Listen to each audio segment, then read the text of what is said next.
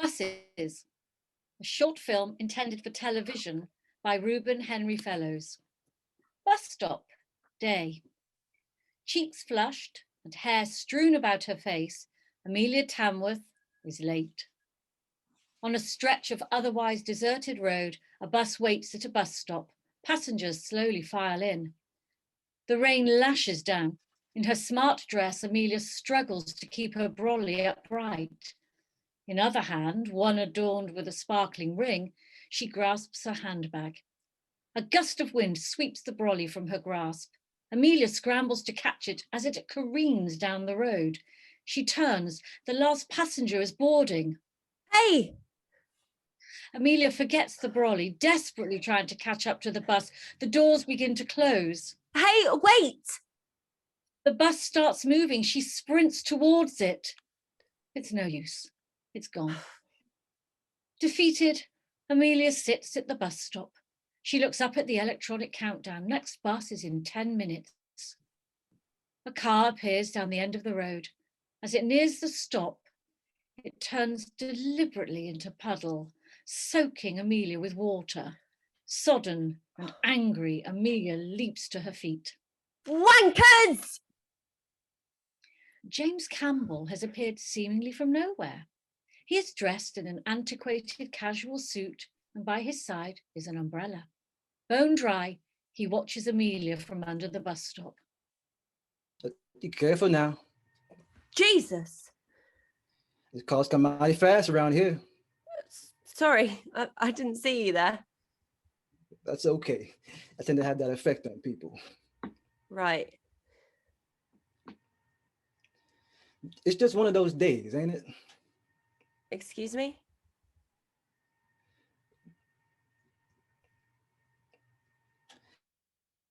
I just meant, well, it's raining cats and dogs out here, and you look like you've caught the worst of it. You think?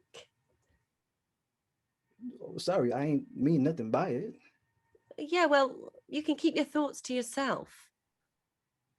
Right, you are. Amelia checks the contents of her handbag. It's soaked through. She takes out her phone, wiping it against her leg. James taps his fingers against his thigh, clearly eager to resume their conversation. Where are you going, if you don't mind me asking? I do mind. What's it to you? Oh no, I just meant that. You just mean a lot of things. I think we may have gotten off on the wrong foot. My name's James, in case you were wondering. He holds out his hand. Amelia does her best to ignore him. James retracts his hand, still undeterred. You see, you was all dressed up fancy like, so I was just thinking you must be heading to the pier is all. That's where the bus terminates. Yeah. I thought as much. What's it like? I've never had the pleasure of seeing it. Amelia finally takes notice of James and his strangely outdated clothes. You're not from around here, are you? No, ma'am, I ain't. But the boy's been yabbering on about it so much, saying the sunset is so beautiful, gals swoon at the sight of it. So I just thought I knew I had to take my sweetheart down there the first chance I got. Although I do hope this rain clears up. Your sweetheart? Yes, ma'am. James takes his wallet out of his jacket. He slips a picture out and hands it to Amelia. The black and white picture features a beaming Mary Tamworth, early 20s, female, white. She's dressed in 1940s clothing. Ain't she just the sweetest thing? Why is it in black and... Wait, what's her name? Mary.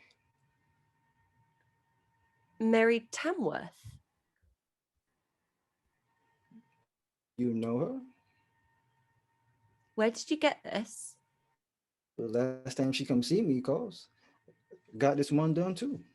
James pulls out a picture of him and Mary together.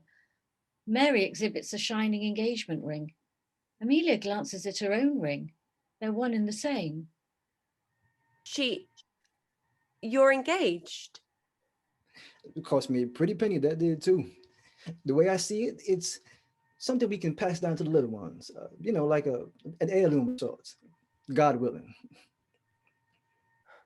Amelia is entranced by the photo. James notices the ring on her hand.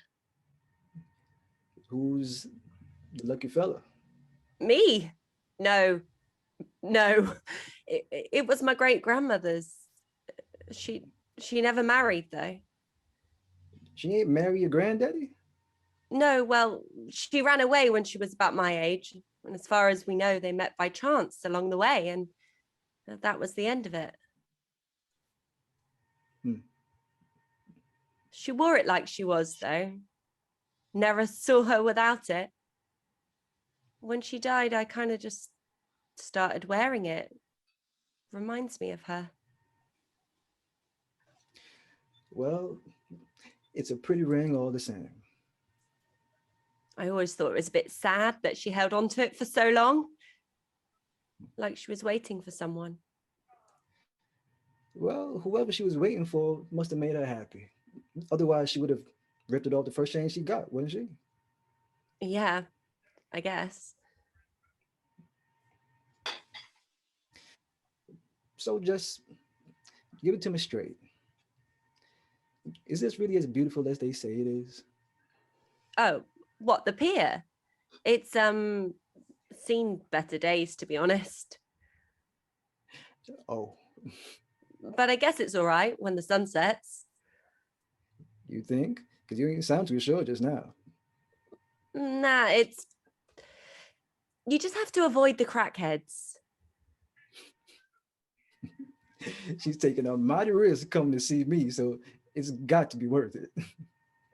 A risk? Oh, it's nothing like that. No, it's her daddy. He ain't take too kindly to, people like me. Said if I ain't stop seeing her, he was gonna make sure as hell I do.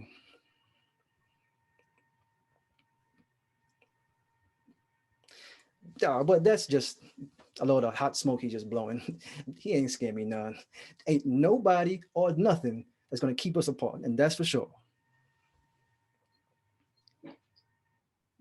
Say, James, Mm-hmm. where would you take Mary if, let's say, you couldn't take her to the pier? Well, then I might be thinking to take her home. Louisiana's hot in blue blazes, but my Mary's sure loves the heat. I'm betting she'll take to it like a duck to water. Yeah, I bet she would. To be honest, it ain't matter none where we go. Not really. Just as long as we're together. When I'm with her, I wish every minute could last a lifetime.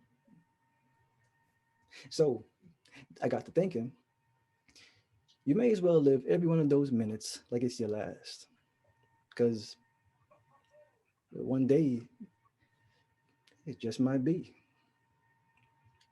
A bus turns onto the end of the road, then a second quickly follows suit. Well, would you look at that? You know how the saying goes. You wait ages for a bus, then two come along at at once. That they do.